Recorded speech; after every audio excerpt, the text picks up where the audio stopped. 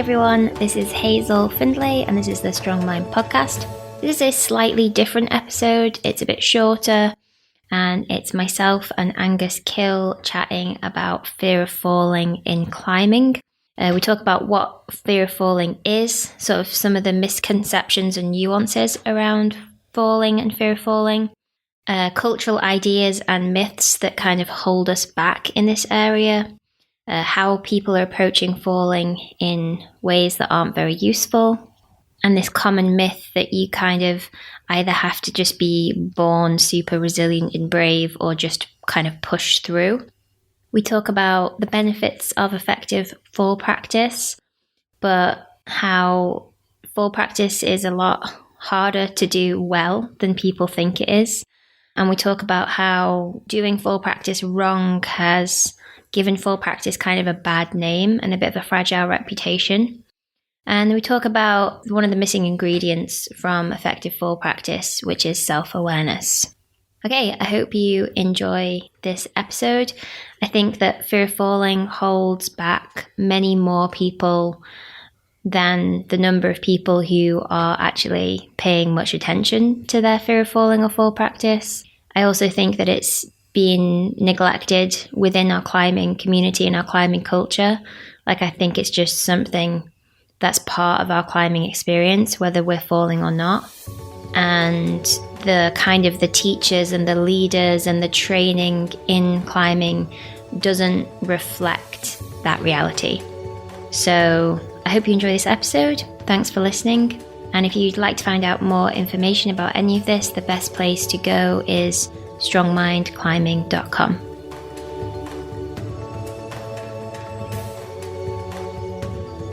Okay, Hazel, so let's start with defining what is fear of falling. Yeah, so this is almost like an easy one and a hard one.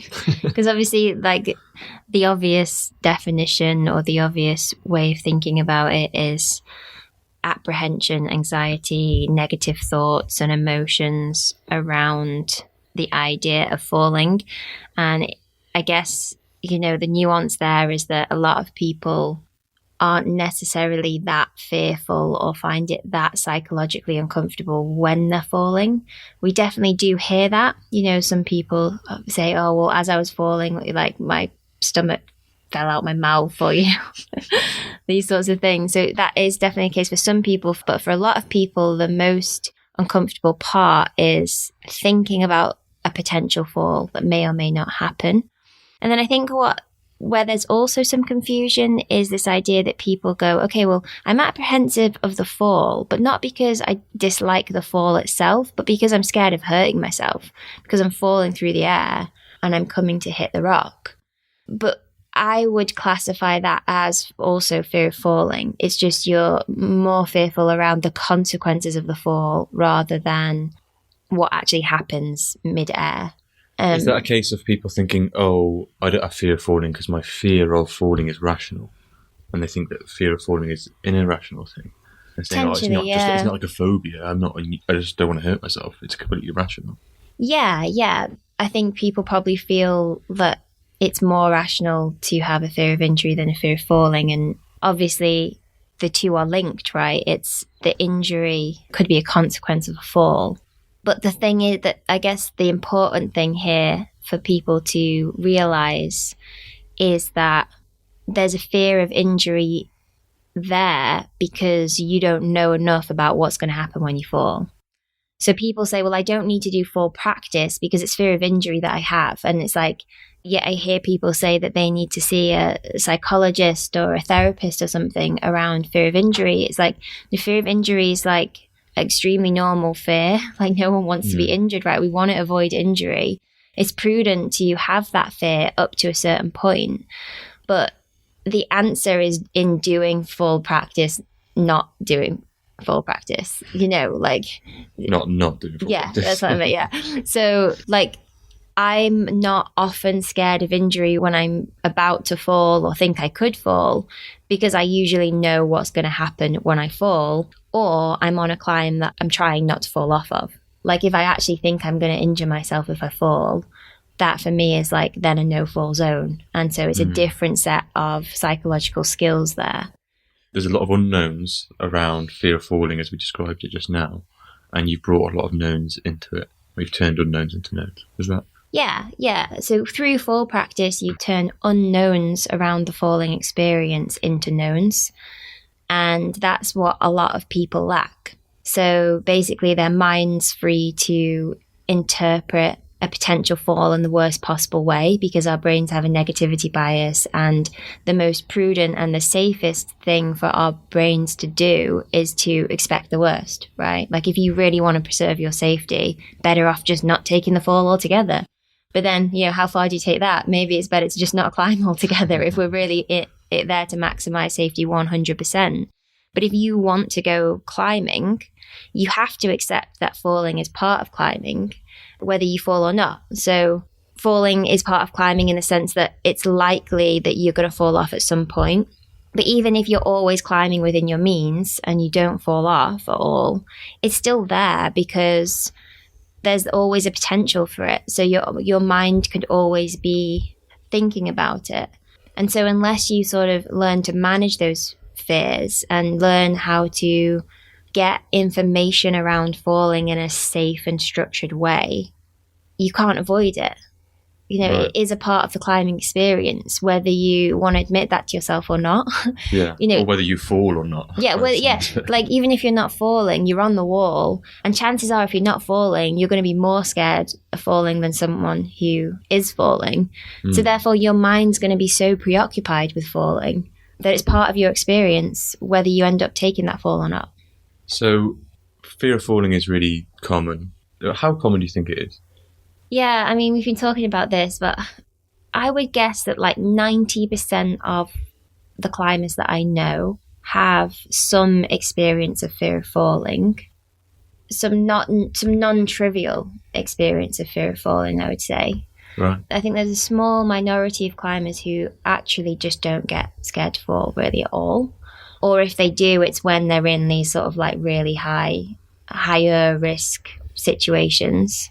But of the sort of 90% of people who I think experience fear of falling, the extent to which it limits all of those climbers is debatable. But I would say that like 50% of the climbers I know could stand to pay more attention to fear of falling and to learn some of the concepts around how to develop a good practice and how to know if it's affecting you. I think it's pretty clear from watching people climb that people, you can see in people's body language that they become more tense and worse at climbing as they move away from the bolt.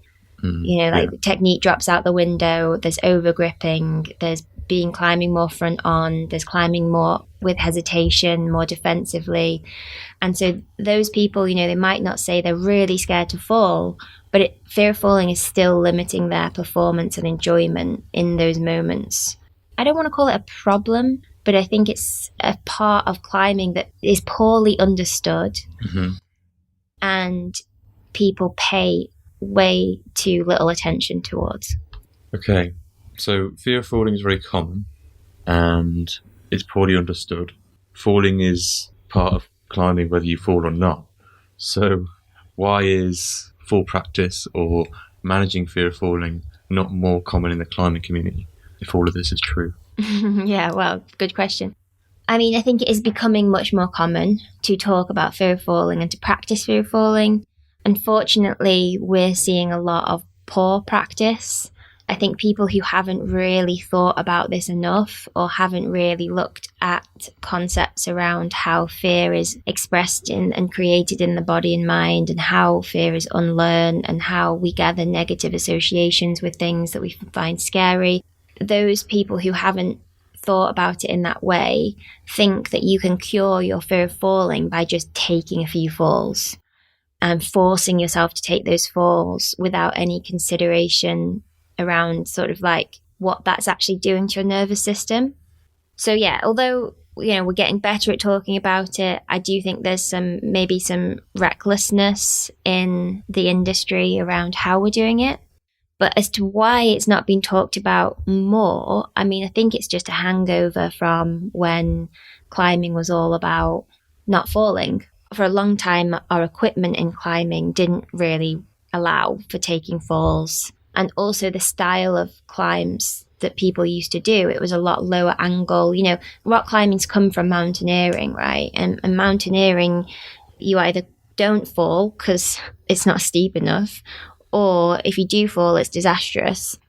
But so many climbers, boulderers, or even trad climbers these days are climbing steep enough rock. There are plenty of climbs that we're doing where there's a safe fall zone. We're not going soloing, are we? No. Like, you know, obviously we think that like we're going to be somewhat okay most of the time when we fall, or otherwise we would just be soloists. Like, we would go to the sport crag and we wouldn't think that it was okay to fall at all. So we'd always be climbing really within our limit, right? But what we're seeing is people doing this bit of a middle ground where they kind of know that if they fell, it would be safe in many cases. But because they're not 100% sure, because they've not done the fall practice, they aren't taking enough falls. So then you're getting into this really negative feedback loop where you're kind of like somewhat avoiding it, which then exacerbates that fear, which causes you to avoid it even more. Okay. So there's this sense of kind of a hangover from climbing, the roots of climbing, that you shouldn't fall, or falling is just not a thing, because it wasn't safe. And it kind of became part of the culture. And even though the safety itself changed, the culture didn't really change. It's changed much slower. Part of it is probably as well that like the leaders and teachers within our community probably don't like to teach it because there's risk associated with it, right? Like, people want to cover our backs. We're living in more of a safetyist culture, right? Yeah.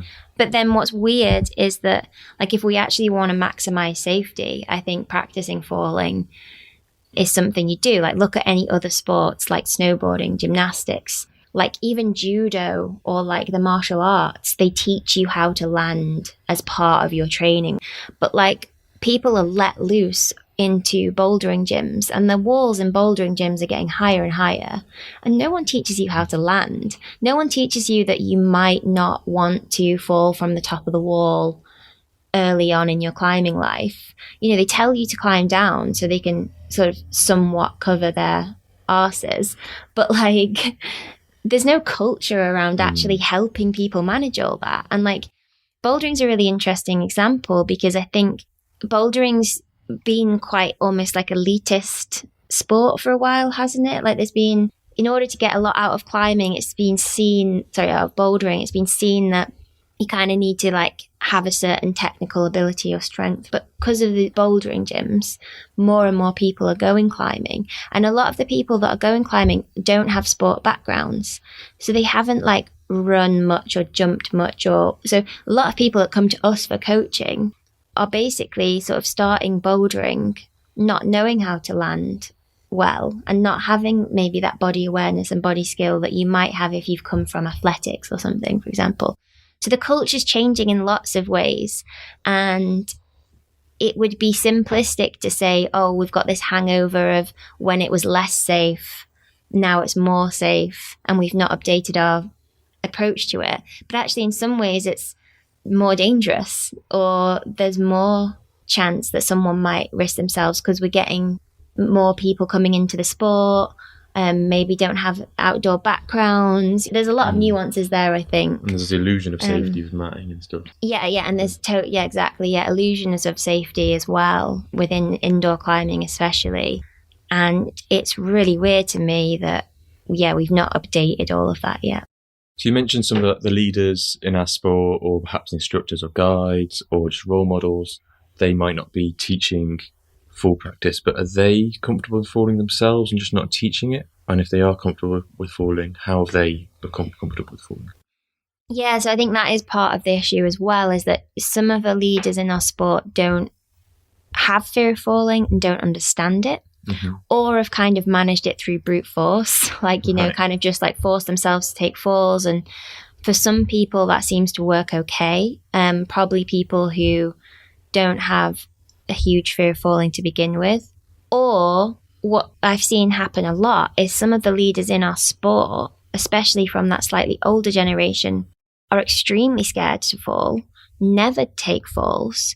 And because they're uncomfortable around falling in general, they're basically teaching this idea that you shouldn't fall, or that you should only fall when you have to, and that you shouldn't really practice it, for example. And I think for some people, that's about their egos. It's protecting the way that they've done things. It's also maybe around protecting their profession, where they really don't want to risk someone hurting themselves on their watch, which is understandable. And when we run these fear of falling weekends, we do everything we can to maximize safety, but we're still pretty stressed at the end of the weekend. And it is a risk for us to teach it massively. And the only reason that we do it is because we're so passionate about it being not only the best way to get the most out of climbing, but actually safer as well. Because if you don't ever fall, that one fall that you take, you're not going to land well, and you are going to hurt yourself, or at least a very high chance of it. Yeah, I definitely feel that. I definitely think with safetyism, we're kind of incentivized against being as safe as we can in some way. So it's safest, as you said, I think it's safest to practice falling. But if we're going to have people fall on our watch, then we're kind of incentivized against that. So it's almost like we'd prefer people be dangerous, because at least we're not responsible for the moment they are initially practicing falling. Totally. So it's a mix of being a bit selfish and protecting yourself, but also short-term versus long-term thinking. Like today, if you really don't want to hurt yourself today, you're better off staying at home. Yeah. You know what I mean? Yeah. But if you really want to be a climber and learn things that are going to help you develop long term, it's better that you start to practice falling. Yeah. And it's just unfortunate that has to happen on someone's watch. Really, someone has to oversee that, and they're incentivized against doing that, because I could lose my job. But there's risk in the kind of instruction that you do that doesn't involve falling, right? Someone could just swing off a top rope, or...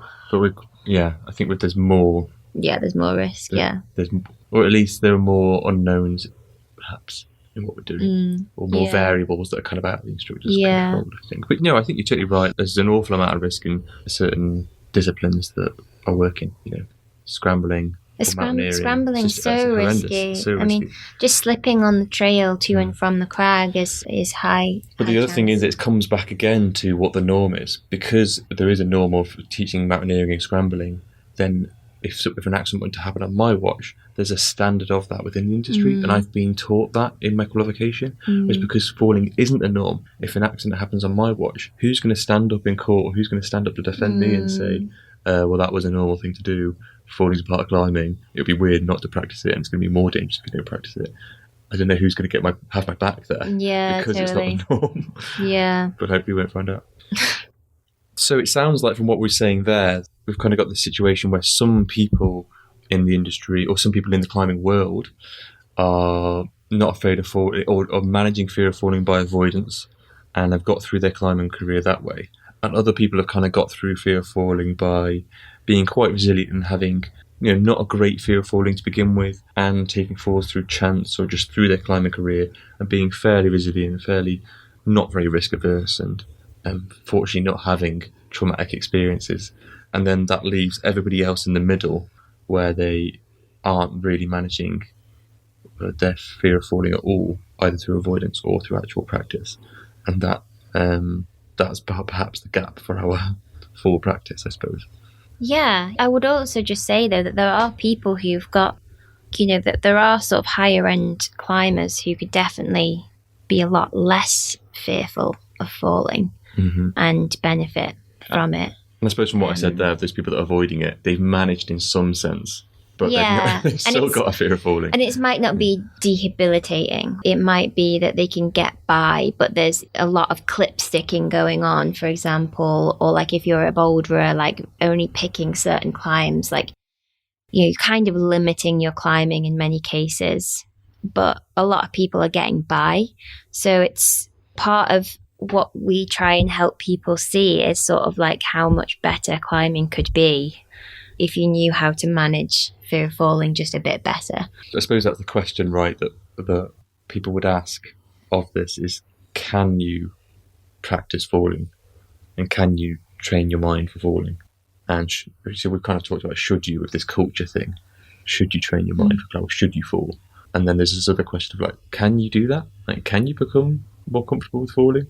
Like, just from what we've experienced of people, the way they've spoken on threads or in workshops or just in person. Yeah, I mean, I think it's common to have a fixed mindset around fear in climbing and sort of put yourself down as like not a brave person. And I think a lot of people feel a lot of shame around that, you know, like they see people falling off. And if the message that they're getting isn't, oh, actually, this is something you need to practice, this is something that many people have actually worked on, there's this idea that they're sort of naturally afraid and that they're naturally scared and that they'll always be that way and that that's just something that they've got to accept about themselves as climbers. Mm-hmm. And then there's quite a bit of shame that comes around that. And there's this idea that you've just got to push through it. And like the only reason that I can't do these climbs and I can't fall off where I'd like to is because I don't have the willpower to push through my fear. And that's a lot of the messages that people bring with them when they come to the coaching with me or you or in these workshops that we run. And it's a real shame because you're in such a powerless position when you basically think that either you're fixed around it or that the only thing that you're missing is like this willpower around forcing yourself to do something that's like way too uncomfortable for you. I can see a lot of shame there coming through from people of like, I'm just not trying hard enough, or like, I'm not really made to be a climber. You know, climbers come in this certain shape of just being really resilient and really having massive comfort zones and loving adrenaline, or just being able to push through with a bit of a stiff upper lip when they're above the bowl or above the kit. And then I'm not that. So either I'm not trying hard enough or I'm just not made to be a climber. You see a lot of that. It's definitely a shame because, you know, for the obvious reasons around that being like just a really, I mean, how do you move forward from that when that's your mindset? What do you say if people either ask or just wonder, can you practice falling? Does it work? How do you know it works? Yeah. No, I mean, I'll come to that in a second. I just wanted to say as well that when people come to me in the coaching, it's like they expect me to give them some magic trick which will increase their willpower or like help their fear just disappear from their bodies so that they can just push through even more. And so many people think that I'm there to help them like get further away from what's comfortable for them. But that's just not how it works. But I would not be doing what I do if I hadn't seen firsthand hundreds, maybe thousands of climbers at this point make progress with fear of falling once they understand the important concepts. I've had people make super radical transformations where like after 20 years of climbing and not really ever falling, completely changing their relationship with climbing and becoming a climber that can try an on-site climb and fall off trying hard on the moves, or actually being a red point climber and actually falling off on the red point and coming back to me and going, well, now I've got fear of failure because I really want to send these hard routes that are like 10 grades higher than what I was trying 2 years ago or something, right? So it's totally possible. But what's kind of annoying about some of the rhetoric around falling is that people don't understand how hard a process it is that you're asking your nervous system to do. It's like you've got this thing that you're afraid of, and it's associated with your most basic instincts around self-preservation, right? And you've made this association with falling, that falling equals a threat to self-preservation. These are some of like the strongest drivers in the human mind and nervous system, right? And like there's loads of research to suggest that falling is one of the only 2 innate fears that we actually have, and all other fears are kind of like socialized within us. And you're trying to minimize, limit, reduce that fear by doing that thing, right? You know, people are like, oh, just go out and take some falls and you'll see how safe it is. And, you know, that will just be it.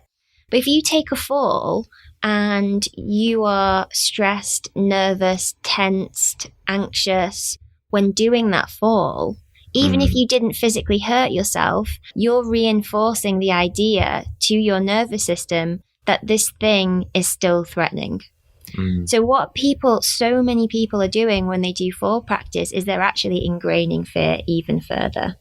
So yeah, it's totally possible to make progress with fear of falling through doing really considered, well thought out fall practice, but it's not easy, and loads of people are getting it wrong.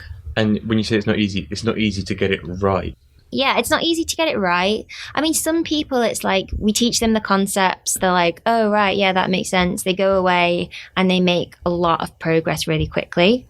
Some people where the fear is more ingrained over more years and there's more negative associations, potentially because there's an accident thrown in there or some kind of trauma experience. In the past. In the past, yeah. That's a harder process then.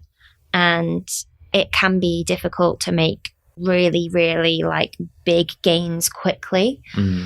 But I guess it's easy to make progression when you do it right, but it's very easy to get it wrong. Let's just say that. Yeah.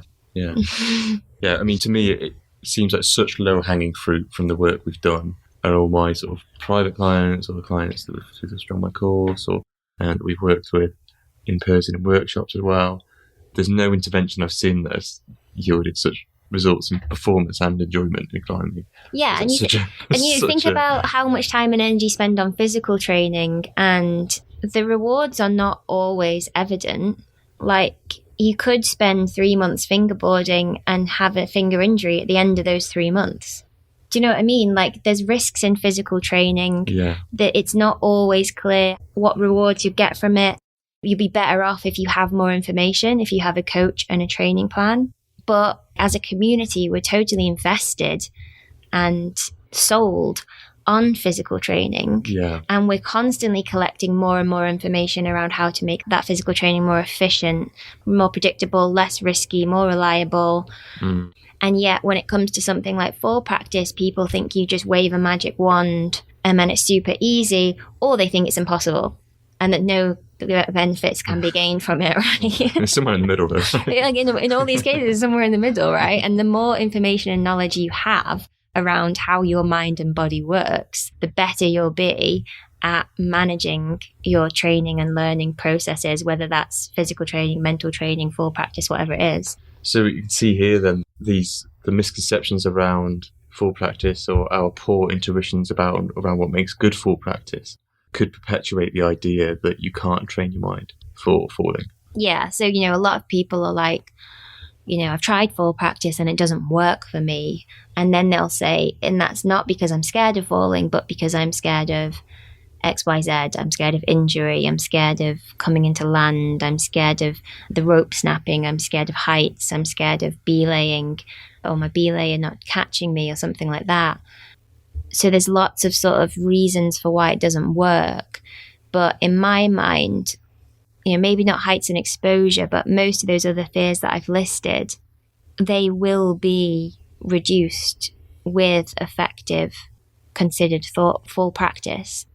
And those unknowns, those fears are coming from unknowns around all of the things that are associated with a fall practice. And this is what I guess a lot of people don't get about the human mind, is that our fear and threat response system is hyper generalized. So like one fear is very related and associated to another. And if we create negative associations in one part of the falling or climbing experience, it will create negative associations in other parts of that falling or climbing experience as well. So even watching somebody else have a traumatic experience could shrink your comfort zone in respect to falling. Yeah, totally.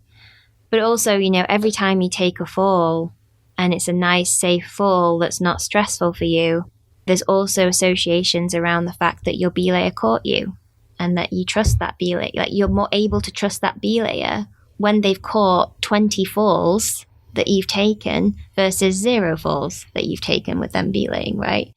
So if you just avoid the thing that you're scared of and everything that comes with it, you'll never be more comfortable with that thing. But yeah, back to your point, I think one of the reasons why our community struggles to see sort of the benefits in full practice is because people get it wrong. People teach it wrong. people don't have the basic knowledge around how fear is learned and unlearned. And then they don't see full practice work for them. And therefore, they're sort of further convinced that it's just them and they need to work on their willpower or what they're doing. Or they just accept it. So many people who accept fear of falling as part of climbing and don't think that it's something that can budge, which is a shame because climbing scared all the time is not as fun as being able to focus on the movement and access flow state and like have those really joyful moments of climbing when you're not like thinking about the fall the whole time. Like these people who come to us for coaching and when they're lead climbing, like all they're thinking about is getting to the next bolt. They clip the next bolt and then they're okay for a few seconds. And then it's all they can think of is getting to the next bolt again, you know? And like climbing's just so much more fun when you can be present with the climbing rather than thinking about getting to the next bolt or the full potential or whatever. And I can see then that contributes to the idea that full practice doesn't work and that this kind of gives full practice and mental training a bit of a fragile reputation, right? That I can really understand people that have seen poor full practice or have friends that have done full practice and they've not got more comfortable, and that would make it feel like a bit of a gimmick. Yeah, totally. And the other thing that happens as well is that when people do the full practice badly, it's not that fun for them. It's really uncomfortable for them and they don't want to do it again. There's a lot of people in this situation of, well, I know full practice works and like it's worked for me a bit in the past, but like I don't really want to ever do it. And then there's a conversation there around why they don't want to do it. And it works out to be, well, I don't want to do it because it feels uncomfortable, it feels scary and I don't like it. And then it's like, well, that's the indication that the challenge level is too high for you. There needs to be like a real kind of process and procedure around how you know you're getting that challenge level right, and also how to build the self-awareness to know when you're being under-challenged and over-challenged. And also sort of, the way we teach the practice is around, with certain tools and exercises that we do around the practice to help people have more fun and feel more relaxed when they take a fall rather than stressed out their mind. So we've talked a lot about full practice and how good full practice is, and we're also delivering full practice products as online courses or training. So I feel like we're coming to a point here, Hazel. Yes. This is where we try and sell you something. Obviously, there's lots of options for people who feel like this is something that they need to work on. I mean, for some people, it might be a case of listening to podcasts like this and maybe reading some articles and some books and trying something yourself. I think if you've got a really deep ingrained fear of falling, that could maybe be risky and you probably want some guidance. And in terms of like what we offer, the one-to-one coaching I've done has been really effective, like even over Zoom, which is quite interesting, I think, which goes to show how much of this is around the theory of it and around just like the teaching a really effective practice. And then the workshops we do are really good because, we're in person and we can give people immediate feedback around asking questions around their stress responses and things like that. And there's a sharing of experiences in those workshops, right? Totally, yeah. And that's super powerful to not feel alone with it. And then the online courses that we do, the Strong Mind course, and we're about to launch a falling specific course called Flight School. They're really beneficial in certain ways you might not expect. One is an even bigger sense of community around it, I think really helps. So many people said during the Strong Mind course how powerful that was, and hearing people's struggles with it and feeling like they could relate to people and other people could relate to them. Also, I think the main thing with the course is that it's over the course of 6 weeks. So like we get people make such huge gains in our workshops, but then we bump into people a year later or something, and they've not actually built the habits that you need to build to keep full practice as like a powerful thing in your life. And that's not just around just habit formation of doing the full practice. It's also around habit formation of keeping up with self-awareness training. and getting the challenge level right and strengthening those mindfulness tools. Like, there's a lot around the fall practice that can make it more or less effective. And it needs to be effective to motivate you to do it, right? Like, if you're not seeing benefits from your fall practice, you're not doing something right, and you also won't continue to do it. So the cool thing about the 6-week course is that there's all that accountability and support and coaching around these other elements that make the fall practice more or less powerful. That said, we're not there in person to give tips and feedback. But for this course, we're going to do a video feedback thing, aren't we? Where people send in their videos of falling, and I've got really good, and you're getting really good at spotting sort of stress responses in behavior and getting people to reflect a bit more on actually whether a fall was the right challenge level for them. Videos can be even more effective anyway. Even when we're doing these workshops, actually, we have to video people anyway to really demonstrate it. And you can, slowing the video down, you can really see someone look down before they fall, for example, and that's really telling, right? Yeah. So, like, there's some of the options that we offer, and then we really like what the Rock Warriors Way are doing as well, don't we? And the Arno Illner's book is really useful, or books, I should say, the Rock Warriors Way and also Espresso Lessons. Good reads for further information. And we have other articles and videos that are free. Yeah, we've got other resources on the site. There's quite a popular article, which is like the 7 things people do wrong with fall practice. That's one of our most read articles on the site, isn't it? So that would be quite useful if you think, you could be doing something wrong with fall practice. And so if you are interested in that course, we've got a wait list at the moment because our courses tend to sell out pretty fast. So if you're interested, sign up to that wait list. And we're also going to send out 6 free videos about more information about fall practice. So even if you don't end up signing up for the course, there'll be 6 free videos. Yeah, that'll be useful content for anybody. It's useful content, but it'll also help you work out whether the course is right for you or not as well. Okay, so do you end it there? Yeah. That was a chat. Well, I hope that's been useful for you. And like I said, if you're interested, please sign up to the waitlist. I'm sure we'll do more conversations about fear and fear of falling at some point soon as well. Thanks for listening.